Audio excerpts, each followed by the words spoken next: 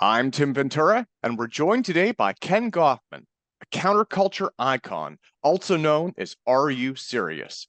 Ken did the 60s, knew Timothy Leary, and played a large role in helping define both early cyberculture and the modern transhumanist movement. Ken has written for international periodicals, including Esquire, LA Weekly, Wired, Disinformation, and Salon, and has been a columnist for Wired News, 21C, and the San Francisco Examiner. He's authored a number of popular books, plays in the band Mondo Vanilli, and founded Humanity Plus magazine.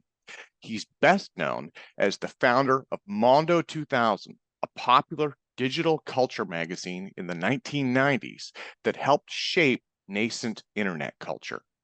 So, Ken, welcome, sir. Thank you so Uh, much for joining me today. Thanks, Tim. Glad to be here. Absolutely. So, you have been a champion of the counterculture for your entire adult life. You grew up in Binghamton, New York. You worked in the early years as an anti-war activist. You ran an underground newspaper, later spent time in New York City in the glam and punk scenes. So what are some of those early influences and some of the key figures back in the early days that really kind of helped shape and define your perspectives? Well, I think at 19 and then or 14 in 1966, I read Howl by Allen Ginsberg, which kind of really brought together the sense of alienation from the mainstream of society. Before that, I had read, like everybody in my generation, I had read Catcher in the Rye, but Howl kind of gave it a psychedelic, poetic, visionary context, so that there was this merger of beauty and difference, merger of anger and love, and the Whitman-esque generosity of the songs of the self and so forth. So it kind of starts with how it starts with the fact that there was a counterculture in Binghamton, peculiarly for a small city. Even before the Summer of Love, there was a head shop, and there were people running around with hair down to their knees and stuff like that. And I was 14 at the time, just beginning high school, and naturally I was very attracted to all that. At the same time, my parents, particularly my father was a liberal and a civil rights activist. So I was inclined to try to be more radical than he was. So I started reading hardcore leftist material, and stuff like that. Yeah, so I subscribed to an intellectual journal. Actually, at 14, I was reading New Left Notes, even though I wasn't understanding most of it. So I had this great merger of all these currents that were starting to run into a segment of the youth culture of the late 1960s, that merger of the new left, the idea of democratization that came from Tom Hayden and his SDS, and then the wildness of Ken Kesey and the Merry Pranksters, and the visionary content of Aldous Huxley and the Doors of Perception, and all that wild stuff was getting together in my teenage head. Actually, I have to say that it wasn't just all my adult life, but really starting at around 14, I became a participant and a receiver and transceiver of counterculture memetics. Right there and then, and it's definitely been it's stamped its influence throughout my life, and brought me eventually to what we call cyberculture, this mix of counterculture and technology. Yeah, yeah. Well, and the reason I wanted to start out with the counterculture is because I think it's so important in laying that foundation for the cyberculture later on.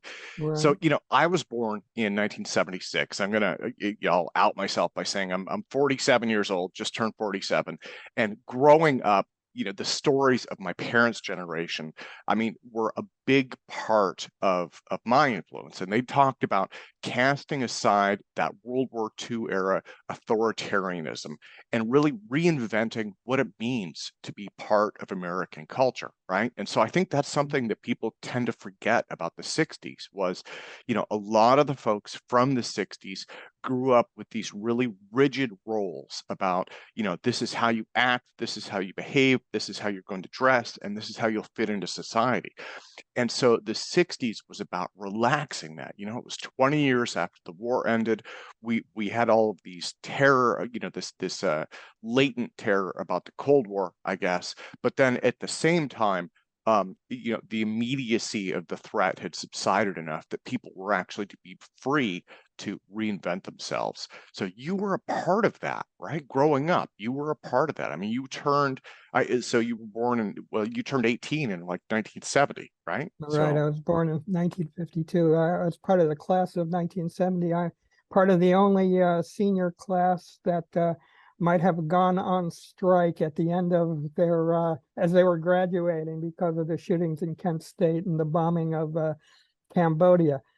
So yeah, I was part of that, and it was tremendously exciting.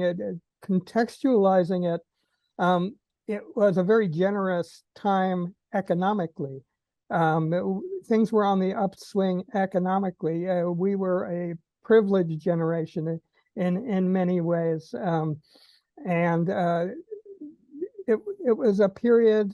It was still a New Deal period in American economic politics. So there was a generous welfare state, and that kind of allowed us all to have an extended adolescence. I mean, that was all very much a part of our ability to hitchhike around the country Yeah, and go visit places and sort of somewhat turn on, tune in, and drop out and form communes and collectives and or just drift or experiment with radical memes and progressive thoughts and so forth. I mean, all that was part of a particular moment in American culture that, on the one hand, you had the pressure of the Vietnam War, which in many ways was just a great excuse to drop out. I mean, it was a great excuse to lead a hedonic life and call it a revolution. You could be really angry about the war in Vietnam, but you could also decide that being playful was very much the best response to it. So all those things kind of came together in the late 1960s and became something a little bit different in the 70s, where you had a period of androgyny, which was very playful in the early 70s, glam rock and so forth. But you also had a feeling of disillusionment that became a culture of perpetual irony, which is something that is still very much part of our culture as well. So many of the tropes that are current were confused and mixed up and moving along in the late 1960s and then in the through the 70s. And certainly all of that infected me in too many ways to even begin to review. Mm. Well, yeah, so after the 70s, you moved to San Francisco in the early 1980s with the goal of launching what you've described as the neo psychedelic movement. So at that time, the tech industry was just starting to blossom. You were part of a new scene, right? Because San Francisco had been, I mean, the center of the world in the 60s, and so you were part of this new scene that was emerging that was tech based. And I think in many ways it was just as transformational as the 60s. I don't think that it's gotten necessarily the publicity, but it definitely deserves it. So what happened after you moved to the Bay Area? Well, as you said, I came out with the intention of starting the neo-psychedelic revolution, um, which had been very much influenced by Timothy Leary and his ideas of SMILE, SMI2LE, space migration, intelligence, increased life extension, which infected me with its ideas around 1978, actually, while I was still in upstate New York. And I was very much aware that the digital revolution was just beginning to start when I moved out here in 1982. There were influences like the Aquarian Conspiracy by Marilyn Ferguson. There was a Buckminster Fuller coming out with his Yeah, yeah. stuff about connecting the world together in a grid.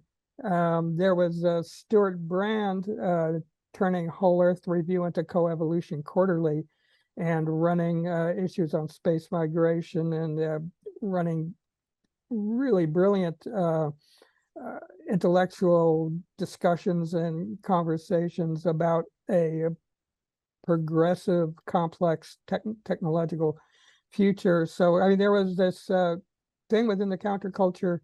To a great extent, a lot of the counterculture was towards looking backwards, towards going back to the earth, towards going to India and looking for perfect masters and that sort of thing. But there was a strand in the counterculture that was always about the hope that technology could bring us together into sort of global cohesion and would create the end of scarcity, which was one of the dreams of the hippie counterculture, that we really didn't have to we weren't obligated to have these jobs for our life. You know, we didn't have to pay this debt to a moribund and stable society, that something else was about to happen. So yeah, I got out here in 82. It took me a while to get used to I call it learning to speak Californian. Took me a while to grow accustomed, but around 83, I started working on a magazine called High Frontiers, the space age magazine of psychedelics, science, high technology, irreverence, and modern art. I should have called it postmodern art, but I missed the language there. But that's very much was one of my influences. And that's what eventually evolved into Reality Hackers and then eventually became Mondo 2000. And when we started doing High Frontiers, which focused centrally on the psychedelics and then peripherally on science and technology, I immediately was delighted and in some ways surprised to find myself in the middle of the hacker culture, the computer culture of that time. We're talking mid 80s. And basically one of the main things that happened was we started getting invited down to parties in Palo Alto, particularly by Dan Kotke, who he was sort of the person who was the buffer between the egos of Steve Jobs and Steve Wozniak when they started Apple computers. He created the keyboards for Apple, and he had these great parties in Palo Alto in which, you know, the entire then digital world from workers to owners were hanging out at these parties and talking about wild ideas for digital evolution, and also talking about psychedelics and smoking pot and taking MDMA and all that. So this thing that I had imagined before coming out here already existed, and we could attach ourselves to it, or they really attached themselves to us. Yeah, yeah. Well, so did you meet Steve Jobs or Wozniak back in the day? We sort of met Steve Jobs. There was a performance group called George Coates Performance Works that did these really wild. It's sort of similar to what Robert Wilson does on a large scale with works by Philip Glass. They did these very technologically enhanced hallucinatory performance pieces out of a place that he had, and we were invited to parties there. Steve Jobs was there. He didn't like us because our design style wasn't minimal enough for him. He thought we were sloppy people with a sloppy design. Yeah. Wozniak, I connected with later, but he was definitely in the community and in the same area as us. Yeah. Well, again, some of the figures, I mean, some of the key figures, right, in today's world were in that area, and they helped to to define this emerging culture. So one of the pivotal figures in the 60s era of reinvention was Timothy Leary, right? He was known for LSD.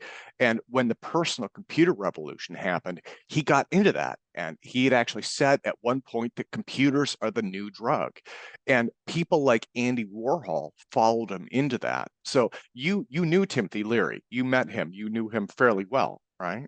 Yeah, I actually met him back in upstate New York at the beginning of the 1980s when he was on tour, and interviewed him for a periodical called Black Veins, a surrealist periodical. And yeah, it was wonderful. He was doing a comedy act that wasn't that great, but once we got with him afterwards over dinner, you got the charismatic hit off of Leary and his great sort of poetic visionary ability to bring what seemed to be coming up in the future into focus. And as I said earlier, I mean, Leary really was the main influence for what eventually became Mondo 2000. And it was really that future history stuff that I carried with me to California, and then the digital computer stuff. And he was also the person who was running around telling people about cyberpunk. He was a person telling people about this book, Neuromancer by William Gibson, that he was going to design the software for the film for, and so forth. Okay, so let me jump in there. So Timothy Leary was actually a fan of Neuromancer. That was what got him into it then? That was a major influence of his, or? Well, he was already talking about the internet at a libertarian conference in 1979, I think, something like that, back when it was uh, barely escaping from its military origins. And he was predicting that this would be a place in which diversities of culture could occur, and in which consensus realities would tend to be uh, challenged and shattered. So he was talking about that even before Gibson came along with Neuromancer. I mean, there were the three progressive streams in counterculture regarding technology. There was Leary, there was William Burroughs, who was even further out, Yeah. but who is also, this is a space age and we are here to go. And he was very interested and concerned about neurological invasions of consciousness by technology and drugs, but also potential liberations of consciousness by. So Burroughs was an often unmentioned, because he was so wild and far out and acerbic, another influence on technological progressivism within counterculture. And then, of course, there was Stuart Brand, who gets a lot of credit for being at the center of the rise of cyberculture in the 80s. I mean, he sponsored the original Hackers Conference, which occurred at the same time that we were starting High Frontiers, which I didn't hear about until maybe a year or two later.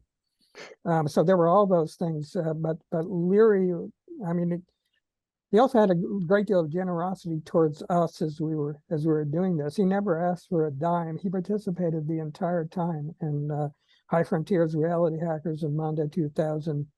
Did benefits for us. Never asked for a single penny.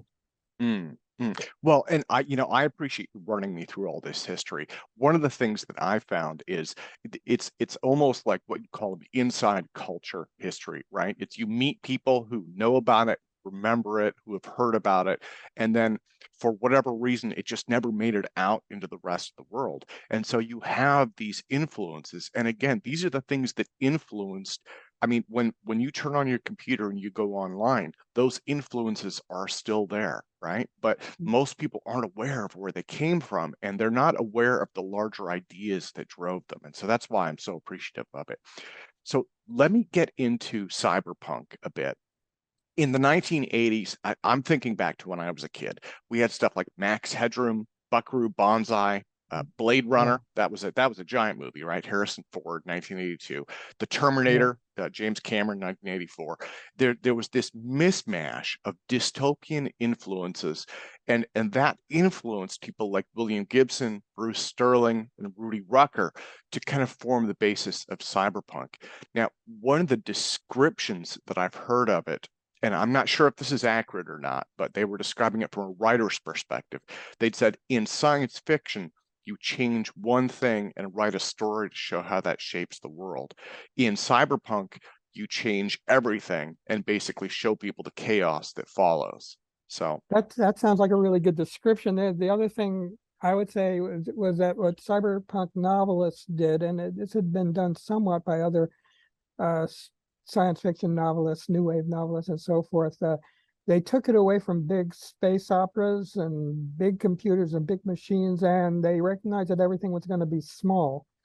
And everything was going to be intimate. So you're gonna have that thing in your pocket, and you're gonna maybe have that thing under your skin and in your brain, and you're gonna have these technologies that were interior, that were neurological, nanotechnological, biotechnological, etc., and that the world of hacking would be involved in our biology, it would be involved in our molecular existences, would be involved in the means of communication, and all of that was reflected in the cyberpunk science fiction novels. And there was a love within the cyberpunk science fiction novels of the new technology, as well as a critique. And there was a horror and a terror, and there was an element of hope. There were all those things in the cyberpunk novels, and cyberpunk writers became great fodder for Mondo 2000. We interviewed all of them. They all eventually wrote for us. Um, Sterling, particularly Rudy Rucker, John Shirley.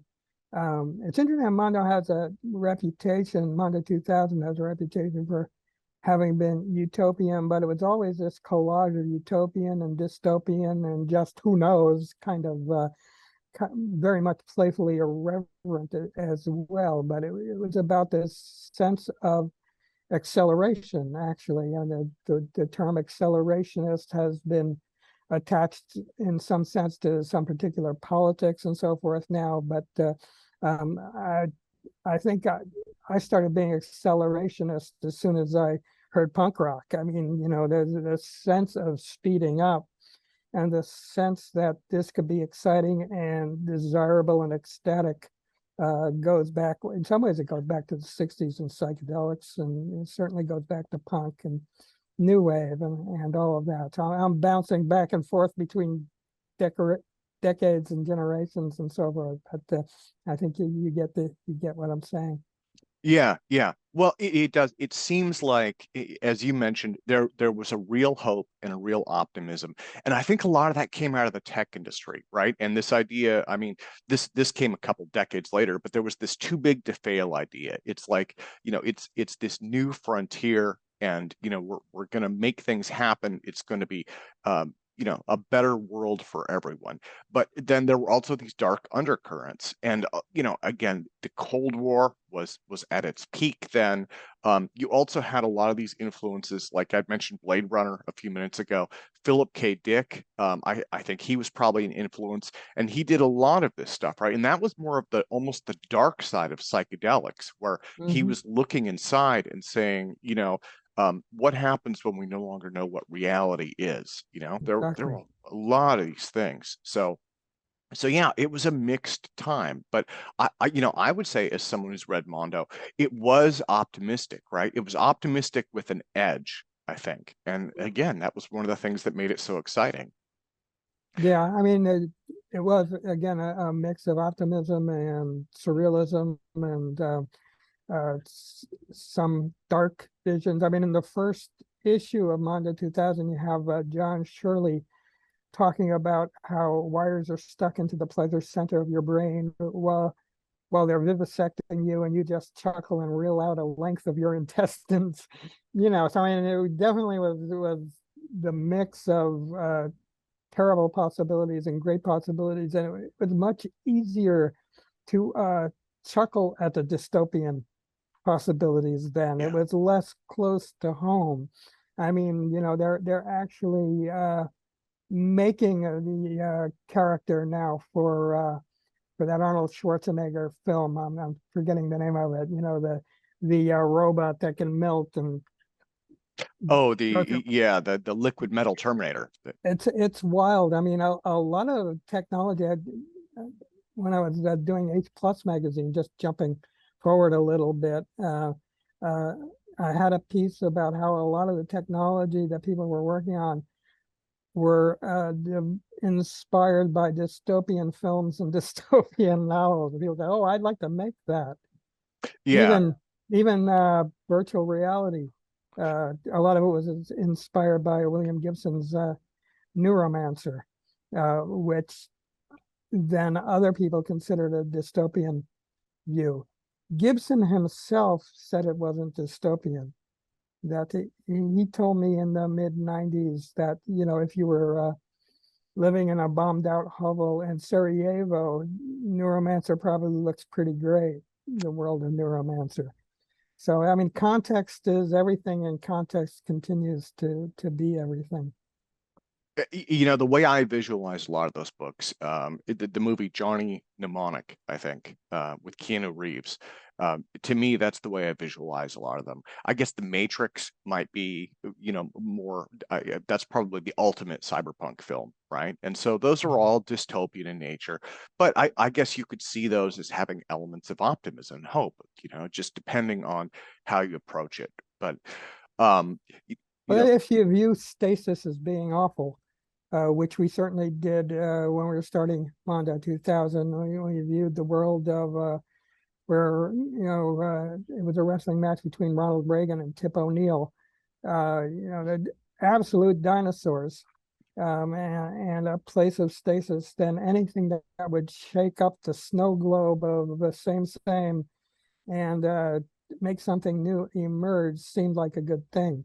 Now, since then, I mean, Tim Leary was preaching chaos at the end of 90s, and now chaos seems to be mainly confusion, and seems to be promoting, on the one hand, chaos fascism.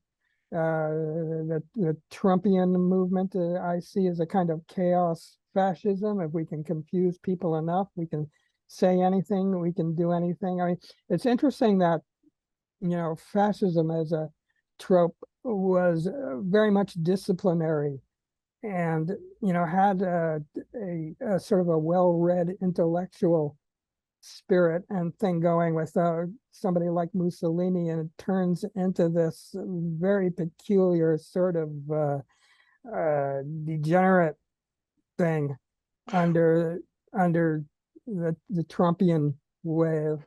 Yeah. Well, I want to go back to Reagan, and this is off my notes, but so one of the things going back to the 1980s, you talked about cyberpunk and response to that, the Ronald Reagan, Tip O'Neill. Now, I know in the comics industry, there was also another sea change that happened with, I believe it was called Batman: The Dark Knight, right? And that was kind of a dystopian anti-hero. That's not the right word. They were basically taking apart and re-examining what makes superheroes heroes, right? And before that, superheroes were, like, as you mentioned, they were kind of in this stasis where we looked at them a certain way, they represented certain values, and they hadn't changed in decades.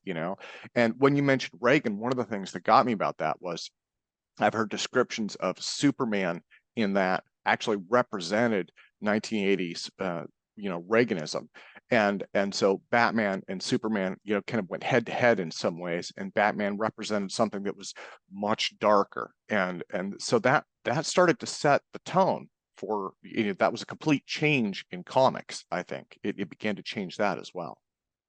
Yep. Yeah, so all that was in play back then. There's a funny meme around the debates in the election, in which they had Joe Biden as Batman and Donald Trump as I don't think it was the Riddler. Anyway, uh, there's this sort of Captain America. Let's bring back Captain America, have a solid regular guy again, kind of thing that was has come up in response to the chaos of the 21st century.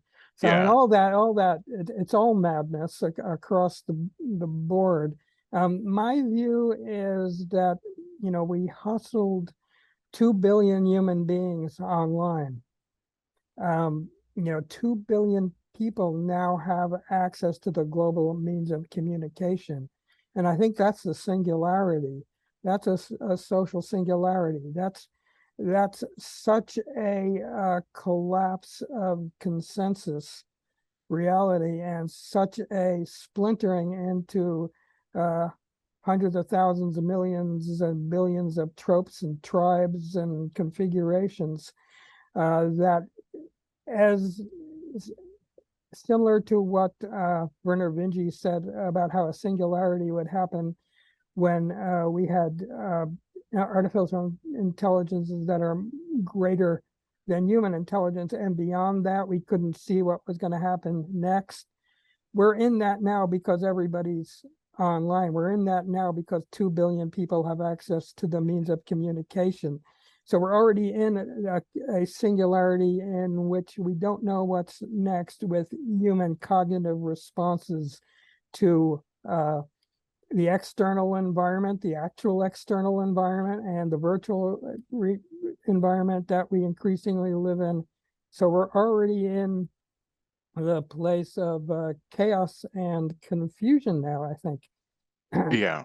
So that's my that's my great message for the moment. Yeah.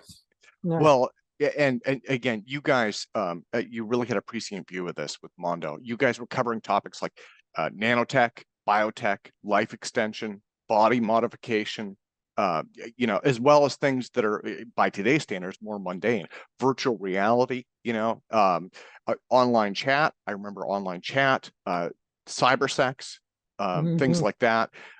You know, you really ran the gamut, you know. And what's interesting though is a lot of these, you know, came true, and you guys were just dead on accurate. But you made predictions about them, you know, well over a decade in most cases before they ever happened. And some of the others, stuff like nanotech, I mean, those are still relevant articles, and it is decades later. They're still relevant articles, you know, and that's In many ways, the failure of the utopian aspect of what the Mondo 2000 was waiting for is the failure of nanotechnology, period. I mean, that's kind of not getting production technology to eliminate scarcity has gone a long way towards creating the anxiety and hostility uh, that so they're trying to give me a software update. The anxiety and hostility that currently dominates our culture. You know, there was uh, a materialist belief actually that emerged in some ways out of Buckminster Fuller, but also, you know, resonates of Marxism as well, that if you change the material conditions, human beings would get along better. It's become questionable, I think, but also there's been a failure to change those material conditions technologically, I think, and in some ways it's because the money was in virtual reality rather than in building stuff. You know, there was a turning in to the virtual space and away from actual space. yeah. And this is stuff that was discussed by the postmodernists, by Baudrillard and people like that, that we might start ignoring physical reality in favor of virtuality. And this is a complex area that we still need to iron out. Yeah. Yeah. Well, and so I want to come back to a lot of these themes with Humanity Plus, but before I get to that, I want to come to the end of Mondo 2000 because in the early 90s, again, after just this transformational run with the magazine, Mondo came to an end. And I know a good part of the people watching this are saying in the back of their mind, they're like, Mondo 2000, I've never heard of that. They have heard of the magazine that was inspired by Mondo 2000, which you wrote for, which was Wired magazine. And actually, I read Wired after Mondo. People have described it as a toned down, sedate version of Mondo 2000. I think that's fair. You could call it maybe a version of Mondo 2000, that you could show to your parents without any embarrassment. That's another way to look at it. But Wired definitely took a lot of those same themes. So could you tell me a little bit about, what was it towards the end of the magazine? I've always wondered, was it just kind of the end of the life cycle, or did that project just implode, or what was it that caused that to come to an end? Well, I mean, there were internal problems that I kind of prefer not to talk about too much, although I do have a Okay. book called The Freaks in the Machine, which had originally been sold to a book company by the name of Zero, but Zero zeroed me out. So I'm once again looking for a publisher, and some of that story will be told in that book. But a lot of it was just internal. It wasn't related to what was happening outside of certainly the appearance of a competitor was viewed by our publisher as an attack, and we like to compare them to the monkeys, and we were the Beatles. They're a pale copy, a corporate version, and so forth. Although George Coates said we were more like the Rolling Stones, and they were more like the Beatles. And you could trust your daughter with Wired, but not with Mondo 2000. So there was that way of looking at it as well. Um, but yeah, I mean, all that. I mean, Mondo. Technically, Mondo didn't stop until 1997. It published about one issue per year starting in 1993. But the heyday of Mondo was from about 90 to 92. And I think one of the things that happened in the meantime was it went from the internet to the World Wide Web. The possibility of commerce occurred, so it was no longer this non-commercial space for North American deluded white idealists. Now commerce came in, but also the world came in.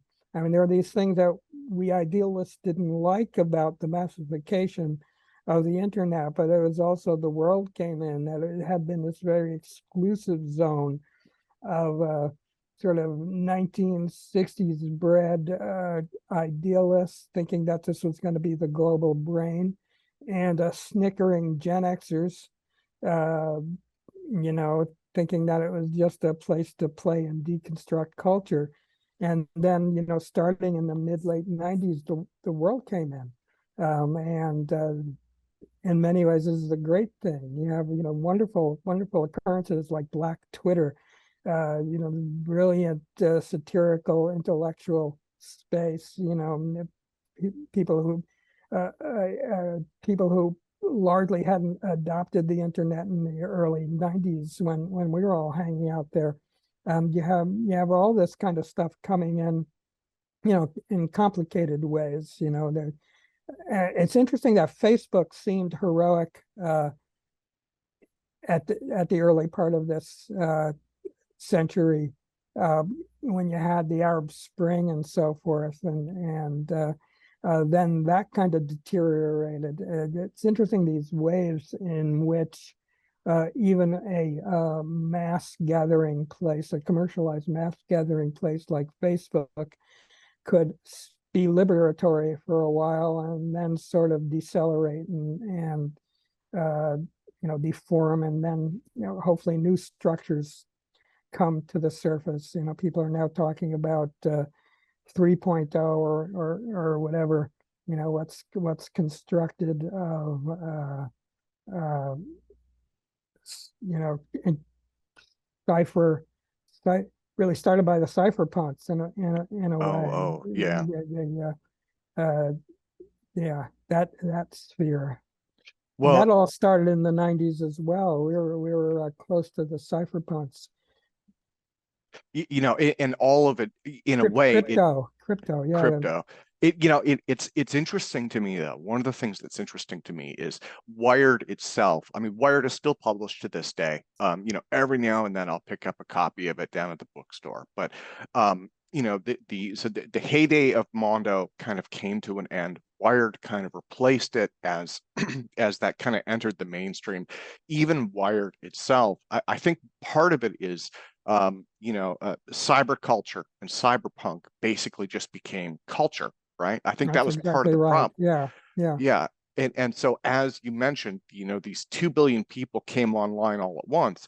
Those influences helped shape how they came online. It absolutely shaped the early days of the internet. So anyone who was on the internet, like Boing Boing, that was one of the giant sites. Mondo was a magazine. Wired, they went online as soon as they could, I believe in the late 90s. And so they helped shape that, but I think eventually they were just kind of absorbed, right? And what they introduced is still there, but it's basically just been dilute. It's been made diluted by what else came after that. So Right. And it's become problematized in so many ways. I mean, one of the key ideals of agriculture and then of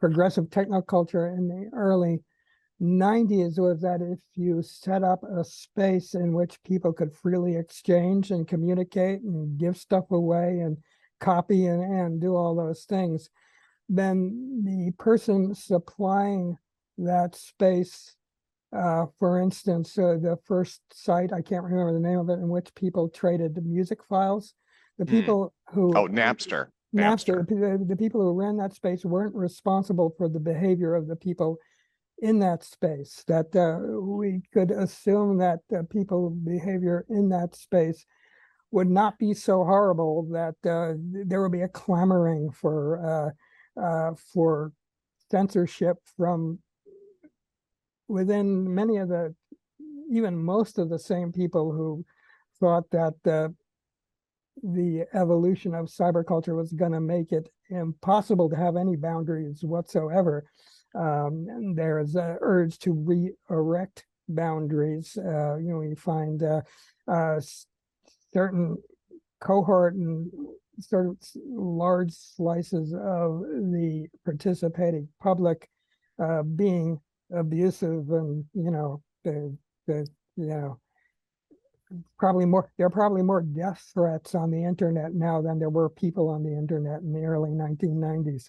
More people doing death threats as a matter of course. And there's a confusion of virtual reality with physical reality to the point where you can have a culture among some teenagers who think that swatting people is a funny game that they can play. And that's a kind of confusion of virtuality with reality that people were starting to talk about back with television. There's always been this fear that the world of imaginative productions or imaginative spaces would merge too much with people's responses to the actual physical reality, and people wouldn't be able to tell the difference. And we always snickered at that and said, no, hands off communications. It's not the same as reality. But now there's a sense that these things are sort of smirching together in ways that we're not sure how to handle yet. I'm not sure if I've gone too far out of the places where we're going with this discussion, because I'm not sure where it's headed. I'm not sure. I don't draw any conclusions. I don't have any advice. Yeah. No, Yeah. to be honest, it's just wonderful to run through kind of the history and the memes and the Mhm. ideas that came out of this. And again, for anybody that's watching, I mean, this is what helped shape the world that we live in today. Yeah, It's well, one thing I want to say is that a lot of these influence, in some ways, Mondo was sort of a smashing together of Mad Magazine and Extra P Journal, with a big hit of Cream Magazine thrown in, because there was the rock culture and there's even elements bordering on porn in Mondo, but it was a smashing together of all these wildly differentiated elements into one magazine. And one of the great things that happened in the early 90s was a nanotechnology group that started under the wing of Eric Drexler. Yeah.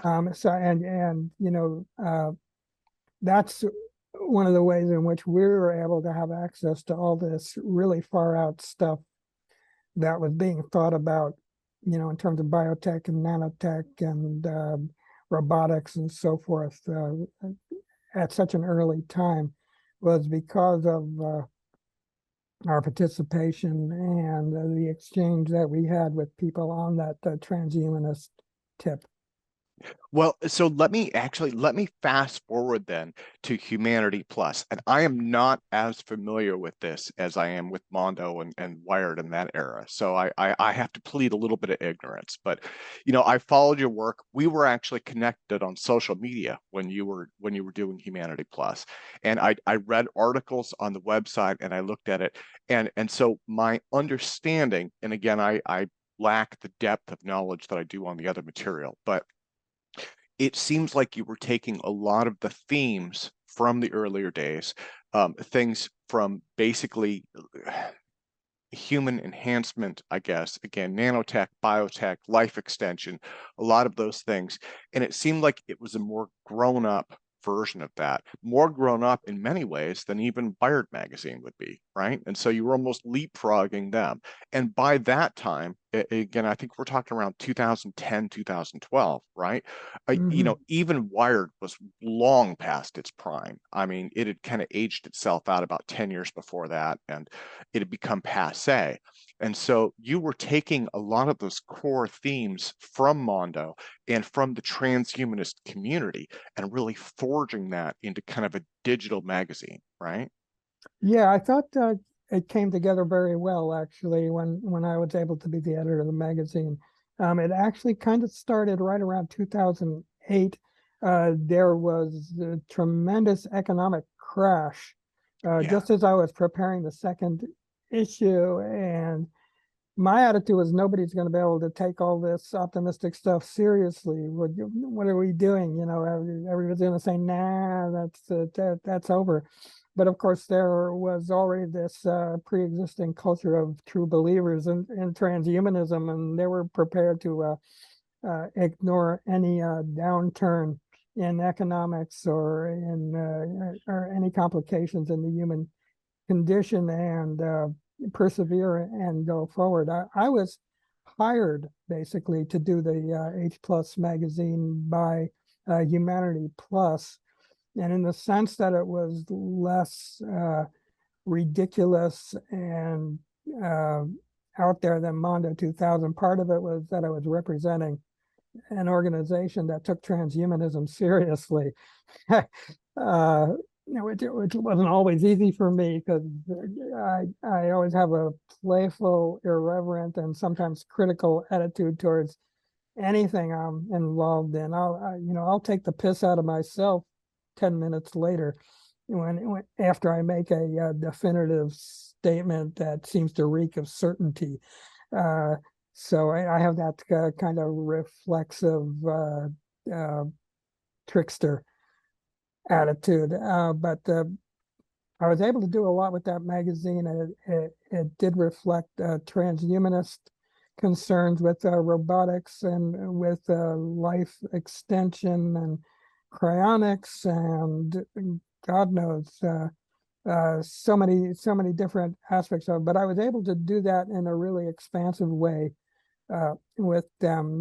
They really let me be playful with it to a great degree, and they let me bring in a lot of my favorite writers because, even though, say, someone like John Shirley is anything but a techno-utopian, he could be sent to watch a film that, has just come out that seems to be engaged with transhumanist type memes, and he could write a review of that film. I could send Eric Davis, the psychedelic writer, off to watch all the episodes of the show Dollhouse, in which human-like cyborgs form a fantasy world full of conflict, and we could put that actually on the cover of the magazine. And so I was able to do all those things at the same time as I was able to interview Ray Kurzweil about the singularity. I was able to we talked about psychedelics and the singularity, so we had that merger of Mondo 2000 interests and influences that might have not appeared as frequently in H Plus magazine if I had not been the editor, but it was absolutely there from the beginning. Max Moore and Natasha Vita-Moore were very much influenced by psychedelics and Timothy Leary and space migration, intelligence increase, life extension, and all those things. So, and you had those guys as influences on Mondo 2000. So there was this feedback loop back and forth. Now we took it into the future for a while. It was pretty fun. Well, it seems like Humanity Plus was, again, it was the right time and the right place. I don't think Humanity Plus would have worked back in the 90s. And the reason was it had more of a certainty about these technologies, and it assumed a little bit more background knowledge, right? I think that we had to go through that process of getting online and people becoming more familiar with it and that community starting to form. Now, so you'd mentioned Natasha Vita-Moore. I've actually interviewed her, I think, 2 or 3 times. She is also a tremendous hero of mine. She got into transhumanism back in 1979. In fact, I personally view her as the person who started transhumanism, although she is far too humble to ever admit to that. And so there was FM Esfandiari, who she might have mentioned at times, changed his name to FM 2030. Yeah. And there was Leary, actually. Yeah. So I mean, there were people that inspired her. I definitely, I'm definitely aware of that. But she was the one who, for me, she kind of helped shape. This is what transhumanism could be. She was in Mondo. She did a lot of the early work there. She helped promote it and get people excited, and she kind of kept the flame alive, right? And formed a new community. She's an organizer. This goes back to the counterculture. All the famous people in the counterculture were guys, right? They had what I like to call rascalinity. But the people who perpetuated the counterculture, who perpetuated the various movements and so forth, and kept it organized, and those were all women. Okay. And so Natasha is a great example of that within the transhumanist world. She was a great organizer. Yeah. A great perpetuator, as well as an idea person. Yeah, and in general, just an amazing spokesperson for it, And so I know Humanity Plus was definitely that was from what I understand, that was her baby. I guess Max was involved in that as well. And so again, it's kind of a community of mind, right? And a lot of this, going back to Mondo 2000, a lot of this came out of that San Francisco idea that it was a time, it was a place, and you guys saw the future, and a lot of that ended up in Mondo. And it didn't start there. You'd mentioned, so I think High Frontiers was the first one, and then that evolved into Reality Hackers. That in turn evolved into Mondo 2000. And then I think really you just kind of put an edge on a lot of those ideas with Humanity Plus, which, was the latest iteration. So Ken, let me do this. Let me thank you so much for your time today. I want to close by asking you, now that I've run through a very, very brief history of a very large and amazing topic. What are you working on now, and what comes next? You do have a band. I didn't mention that, Mondo Vanilli, and you are taking songs and turning them to NFTs. Okay, yeah, you actually have a song called "I'm Against NFTs." Uh, get your money worth nothing and your clicks for free. And we're turning that into an NFT. It's also becoming a virtual reality project. And it's going to be featured at a festival in, I think, March, put on by Mozilla.